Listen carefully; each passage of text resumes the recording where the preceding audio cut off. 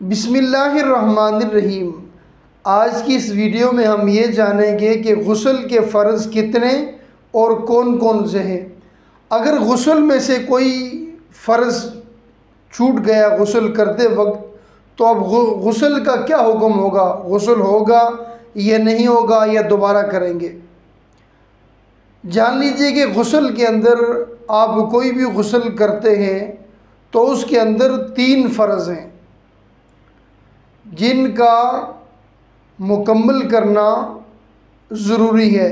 उनके मुकम्मल किए बग़ैर आपका गुस्ल सही नहीं होगा, आपको गुस्ल दोबारा करना पड़ेगा। वो फ़र्ज़ 3 हैं। उनमें से पहला यह है कि कुल्ली करना, यानी मुंह भर के कुल्ली करना, गरारे करना। हाँ, अगर आप रोज़े की हालत में हों तो आप गरारा नहीं करेंगे। और दूसरा, नाक में पानी चढ़ाना, यानी नाक की जो नरम हड्डी है यहाँ तक पानी चढ़ाना। और तीसरा और आखिरी जो फ़र्ज़ है वो है पूरे जिस्म पर इस तरह पानी बहाना कि एक बाल बराबर जगह भी खुश्क ना रहे। उसका तरीक़ाकार यही है कि आप जिस्म को मल लें ताकि हर जिस्म के हर बाल तक पानी पहुँच जाए। अल्लाह तबारक व तआला हम सब को अमल करने की तौफ़ीक़ अता फ़रमाए, ताकि हमारे जब वज़ू और गुस्ल सही होगा तो फिर हमारी नमाज सही होगी।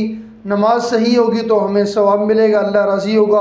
जब आपका गुस्ल सही नहीं होगा, आपका वज़ू सही नहीं होगा, तो आपकी नमाज सही नहीं होगी, आप सख्त गुनहगार होंगे। अल्लाह करीम हमें सब को अमल करने की तौफ़ीक़ अता फ़रमाए, हम सब को दीन सीखने और सिखाने की तौफ़ीक़ अता फ़रमाए। और ये जो वीडियो बनाई जाती है इसको मेरे लिए, मेरे वालिदैन करीमैन, दोस्त अहबाब सब के लिए बख्शिश व मग़फ़िरत का ज़रिया बनाए। वमा अलैना इल्लल बलागुल मुबीन।